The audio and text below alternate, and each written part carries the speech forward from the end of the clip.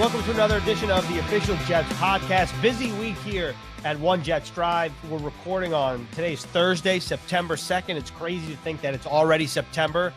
From Monday to current, to right now, the Jets have made 52 roster moves, which is really standard around for this time of year. I saw you had just written that on NewYorkJets.com, and I was wondering, first off, is that accurate? And second off, did you count them? Well, I was thinking there were 27 moves made for waive/release and putting Kyle Phillips on IR. So that's 27. Right. Then you had the 13 practice squad additions. Okay. Then you had the three players that were placed on IR and the 3 re-signings. Then you had the 2 claimed and the 2 waived. So I added all that up and I got to 52.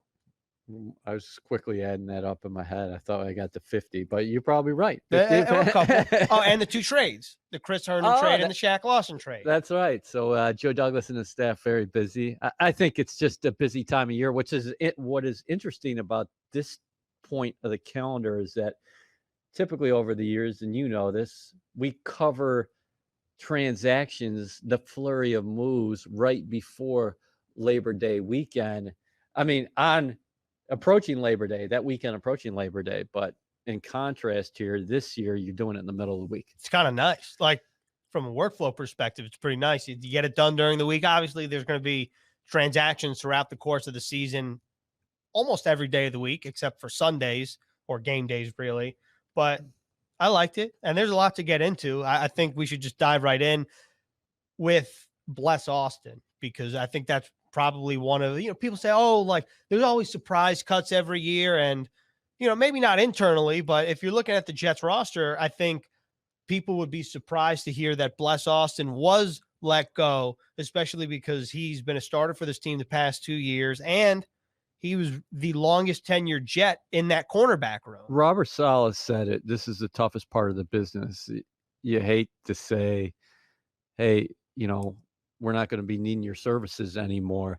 And Bless Austin has a lot of local ties, right? He grew up in New York, played at Rutgers, then was a draft pick here. And I think a lot of fans gravitated towards him.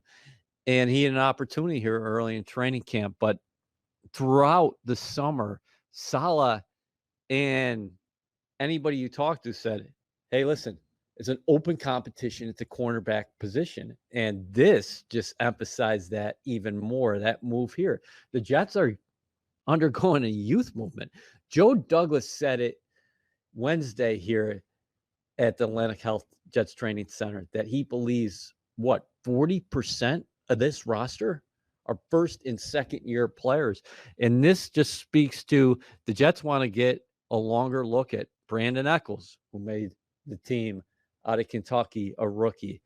Isaiah Dunn, an undrafted free agent out of Oregon State, who made the team.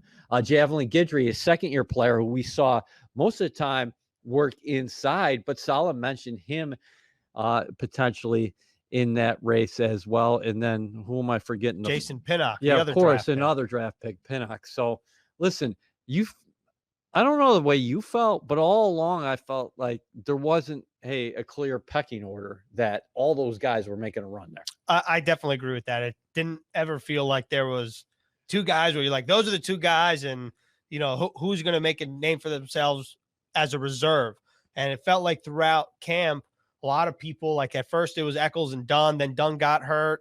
Echols was a little banged up, but he really played through. I don't think he ever really missed an extended period of time. Pinnock had that bruised knee for a little bit, and Echols, you felt like he definitely made plays in practice, and then he had a pick against the Packers in the preseason game. And remember against the Giants, he had that pass defense when he ran down whoever the receiver was and he batted it away, and Saleh was praising him for his intellect on that play because that wasn't supposed to be his man, but he saw the play in real time. I thought that Echols had an impressive camp, and couple that with what Joe Douglas said yesterday. I thought this was very interesting. He said, instead of asking Bless to take a reduced role, we're giving these guys, the young guys, an opportunity. And out of respect to Bless, we're giving him an opportunity to find a larger role with the new team. Yeah, there's no period at the end of Bless's sentence right now in his professional career. There's a comma, and then we'll have to see where his story goes from here. Again, the Jets just want to get longer looks at other players. They're very young at the cornerback position. We're going to continue to talk about that throughout the year. Interesting as far as the waiver claims. I think a lot of people probably anticipated they were going to go veteran cornerback. Yes, definitely veteran cornerback. I know that Jimmy Moreland was a name that was thrown out there, and the Jets didn't end up claiming veteran cornerback. Instead, they claimed 2 players, both defensive players. One guy, Timmy Ward, former Kansas City Chief. The other one, Quincy Williams, who is the older brother of Jets defensive tackle Quinnen Williams. Yeah, that's a great story, and I think it's fascinating because he's actually older than Quinnen, but a very good athlete. And Saleh raved about his length at that position. You know, the Jets love length at the linebacker position, so it's going to be interesting to see him come in here. And Ward is a guy who, by all accounts, is an athletic freak, and I think the Chiefs wanted him back as far as putting him on the practice squad. But when you put somebody on waivers, you expose yourself. Right. That's part of the gymnastics, though, isn't it? I think it was Rich Cimini tweeted about it, that when the Jets let go of Ryan Griffin and Dan Brown and Sherrod Neesman, and they brought all those guys back, those are veterans who aren't exposed to the waiver system. So let's say there was a player that you wanted to bring back to your practice squad for whatever reason, and you release a player, which means you have 5 years or more of experience in the NFL. That means that player has the right to choose with whatever team he wants to sign with. Yeah, there's a difference between being released and waived, because most of the people just put it under the umbrella cut, but you just properly described that. You know, when you get waived, teams are taking on your contract, but when you get released, you're out there. Well, I think, to use a Jets example, the Jets on Tuesday let go of both Josh Johnson and James Morgan. Right. Josh Johnson, having multiple seasons under his belt, was straight up released and now can sign anywhere, right? And he re-signs with the Jets practice squad. A great point. So I want to get back to Bless here in a second, but I wanted to get your thoughts on the quarterback position, because everybody's like, well, Zach Wilson, of course, has never taken a snap in the regular season in the National Football League. He's being backed up by Mike White, a third-year player who's never taken a snap in the National Football League. But don't you consider Josh Johnson a veteran arm, experienced guy who's played in the National Football League on a number of occasions in the regular season? Yeah, he's not on the active, but you can call him up at any time. Right. That's the unique part of the practice squad rules. It's the same thing as 2020, where you can elevate or promote a player, 2 players per week, from the practice squad to the active roster, and they automatically revert right back to the practice squad following the game. So the game day roster essentially is 55 for everybody if they take advantage of that rule. 100%. And I think it's a benefit to teams. And there's all these little intricacies with the practice squad and the rules and protecting players, and players can sign to another team's 53-man roster, but they can't sign to another practice squad. We could have a whole podcast on that. You mentioned the quarterbacks real quick. What did you think of James Morgan going to Carolina's practice squad? Well, Joe Douglas said they had conversations with Morgan following that cut down, and it sounded like the Jets were interested in bringing him back, and Carolina jumped in. And is there gamesmanship involved? Yes, to a certain extent. We saw that a couple years ago with Davis Webb, right? The Jets, it was a very similar situation. The Jets waive Davis Webb, and of course the Buffalo Bills pick him up. And who is the Jets' week 1 opponent? The Bills. One thing, I think there's one difference in this scenario, and I think it's kind of important to point out.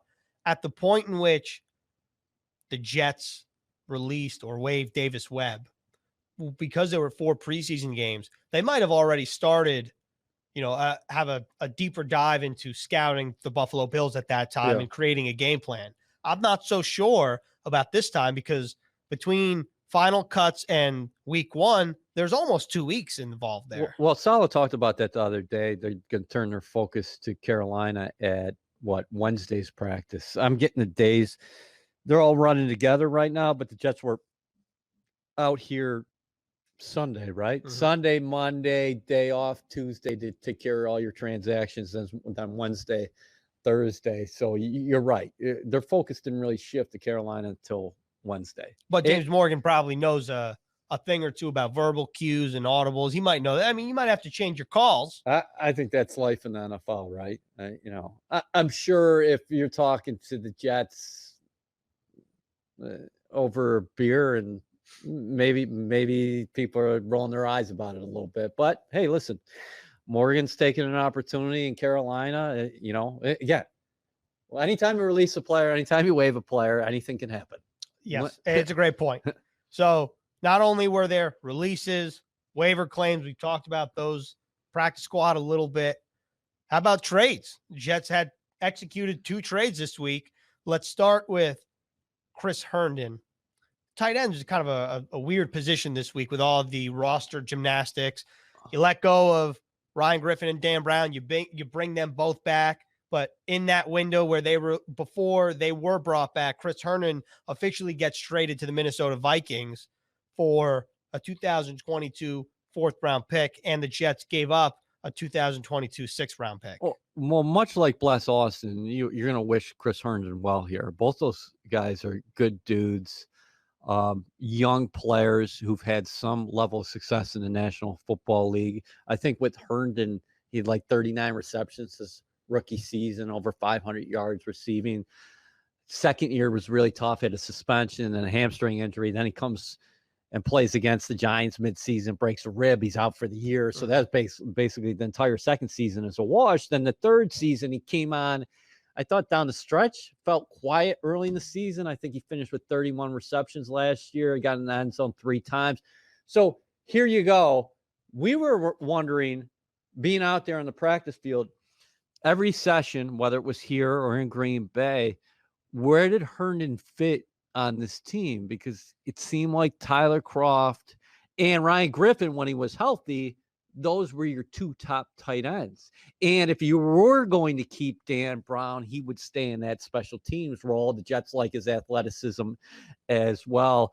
And then you kept Kenny Yeboah on the practice squad. So there's a young developing player. So where did Herndon fit into all of that? So Vikings rash injuries at the position.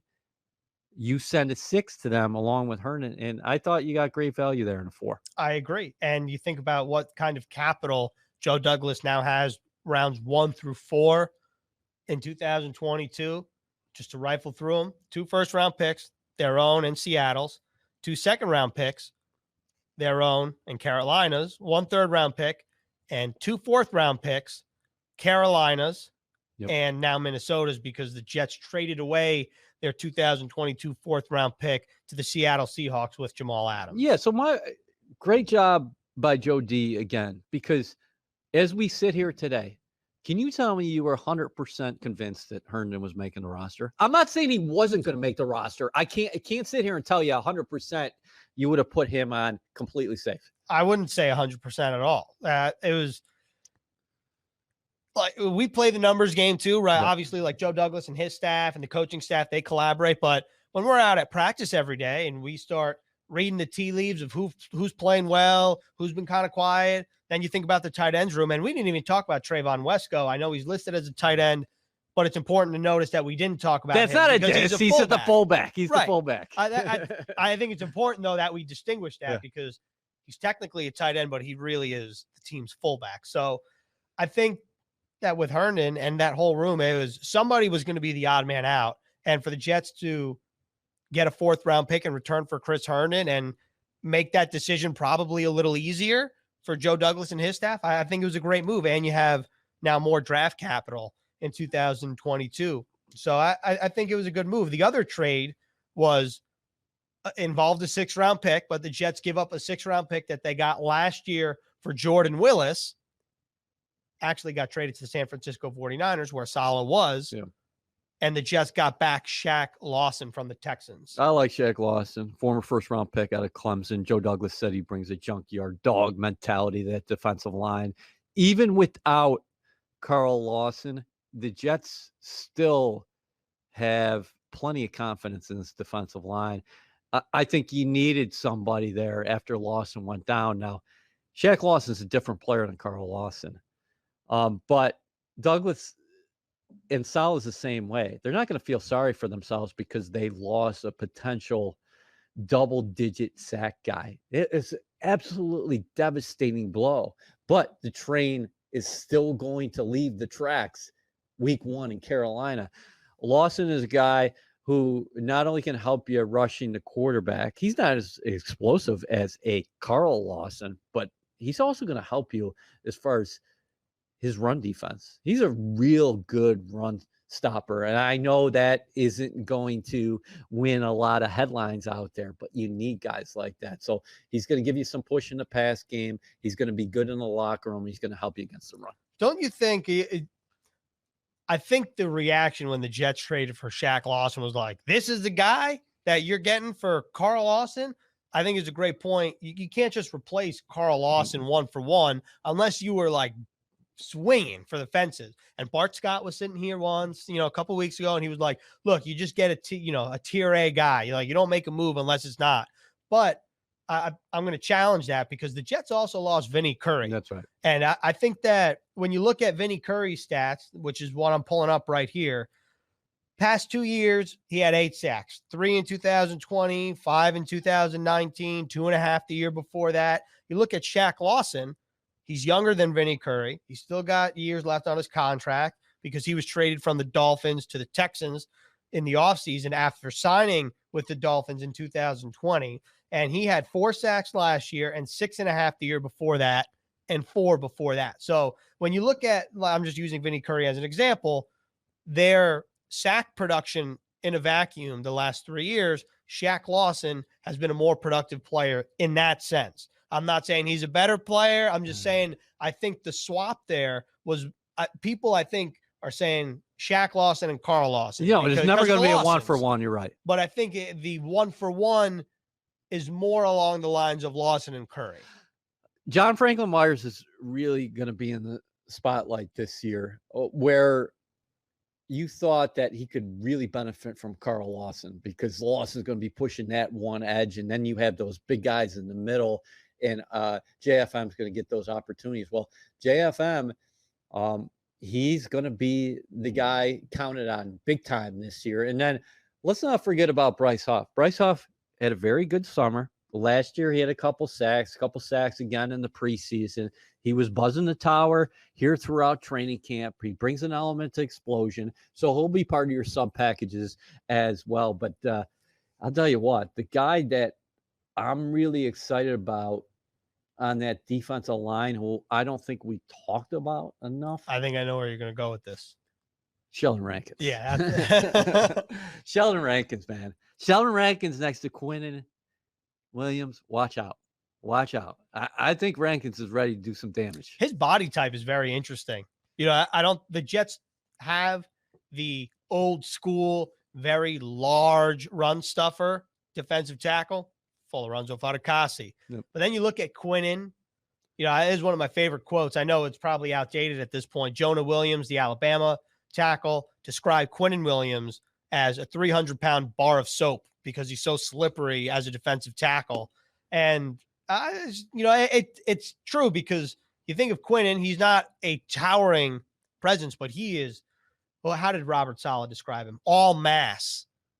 Not all gas, all mass. And you look at Sheldon Rankins, he's not, again, your prototypical defensive tackle in the sense of like old school, but he really seems like he packs a punch too. Yeah, and I think he's got a wide arsenal as far as his moves and the way he can use his hands. I didn't play the game at the defensive tackle position in the National Football League, but Leger Douzable did. And I love getting his thoughts on what he sees from the defensive linemen going in the trenches and the way they apply techniques. And Rankin's he's got a lot of clubs in the back. You know what I find very impressive in terms of Leger? During the game in real time, I'm on Twitter and I'm seeing people tweet about the Jets. The things that he catches as a former player, like it's outstanding to me. And what he catches is usually very vital to the result of the play, where, somebody might say, oh, that's bad coverage, and that guy was open. Like, how did he get so open? And Leger in real time will be like, no, that guy got picked, and, he should have done this, whatever. I find it very interesting.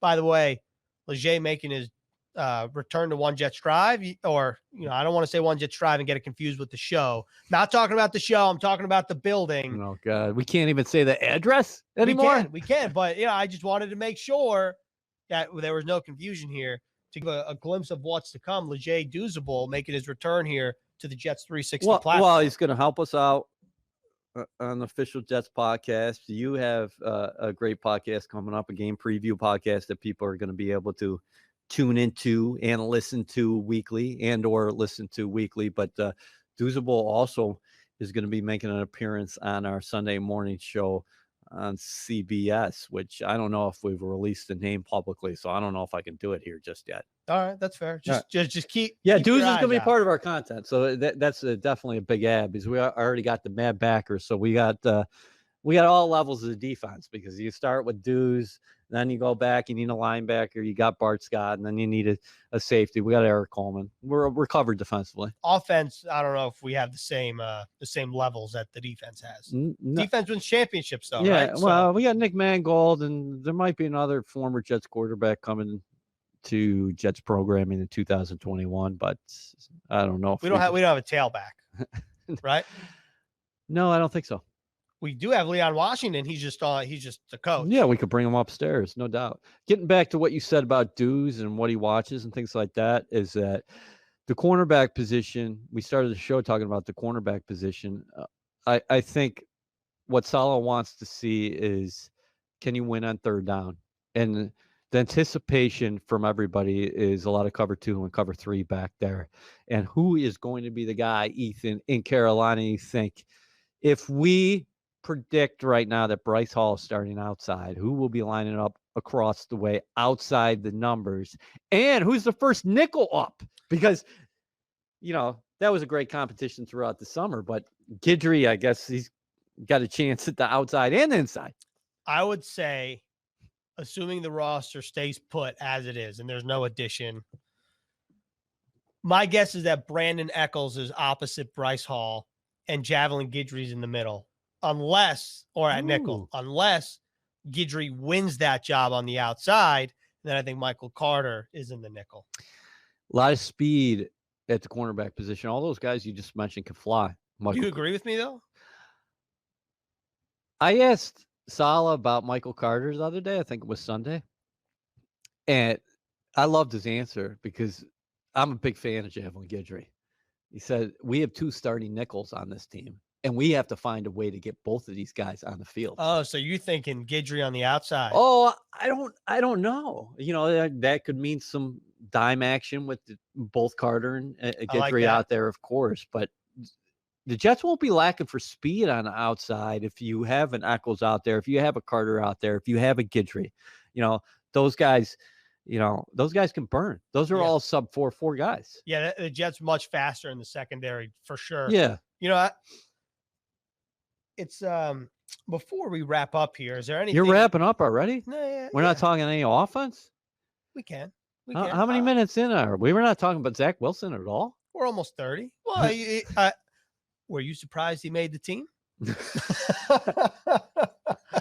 No, I thought he had a good chance of making the team. Yeah, me too. I loved what Joe Douglas said about him the other day, because we've heard Saleh all along saying that we love this kid's process, right? That he never makes the same mistake twice, that he can't get enough, that he's going across the room and talking to the defensive staff in terms of what are they looking at. He's one of those kids who Wilson, there's going to be moments where he's still in the 101 class, but he's certainly trending into 301, 501, and that's what you want from the quarterback. But Joe Douglas said it the other day, and he didn't have to say this.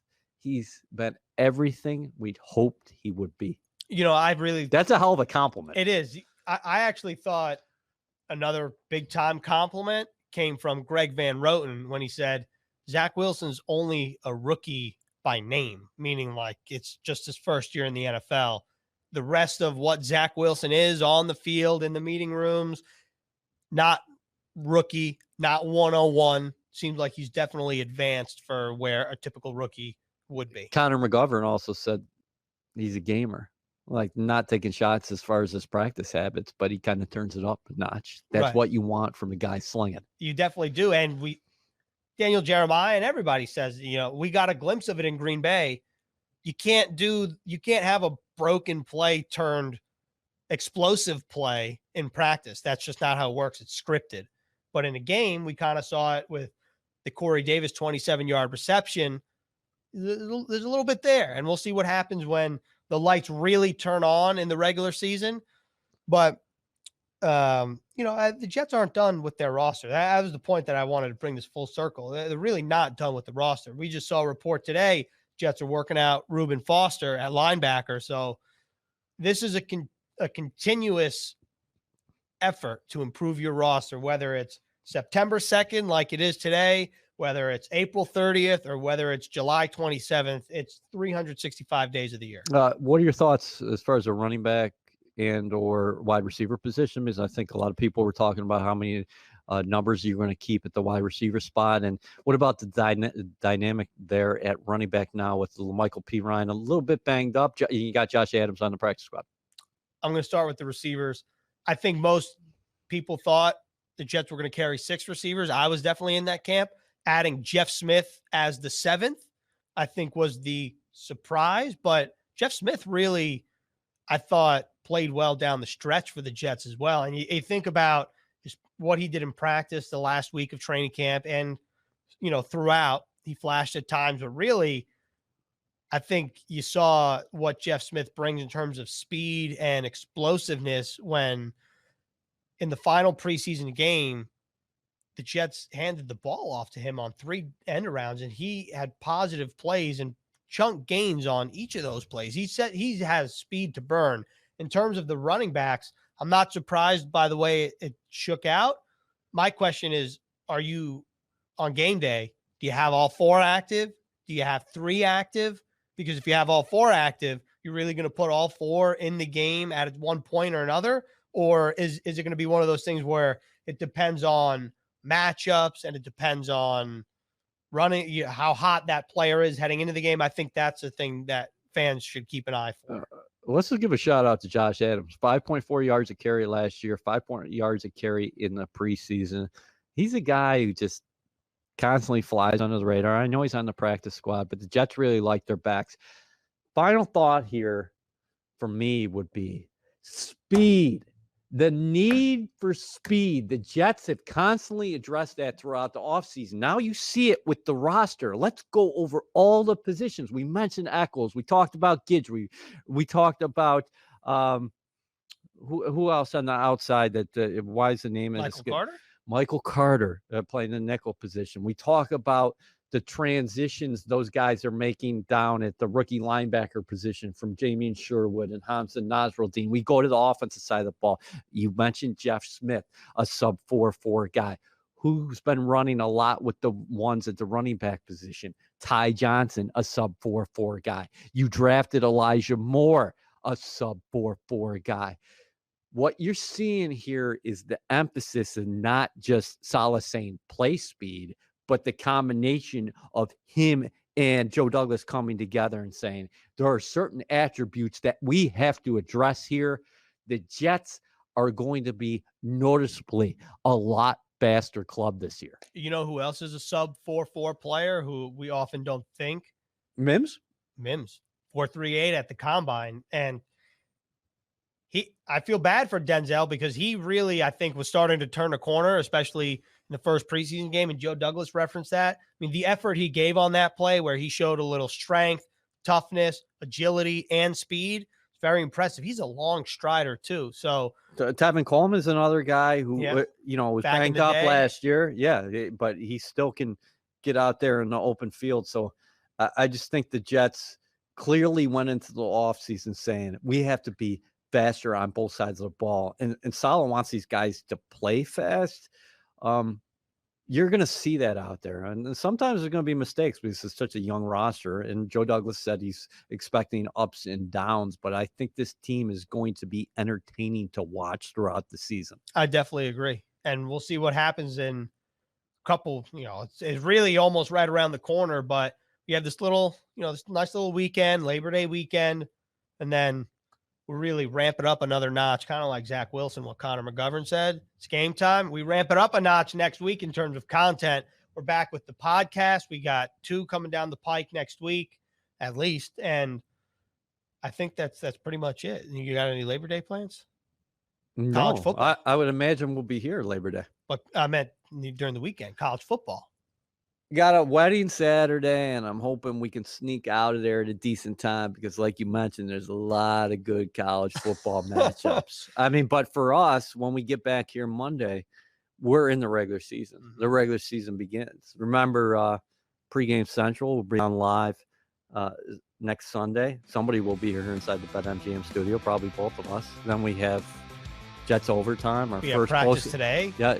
Practice today moves to a new time this year, Thursdays. So check that out live. We got a lot coming down the pike, but that's all we have on this episode of the official Jets podcast. Enjoy your Labor Day weekend, and we'll see you next week.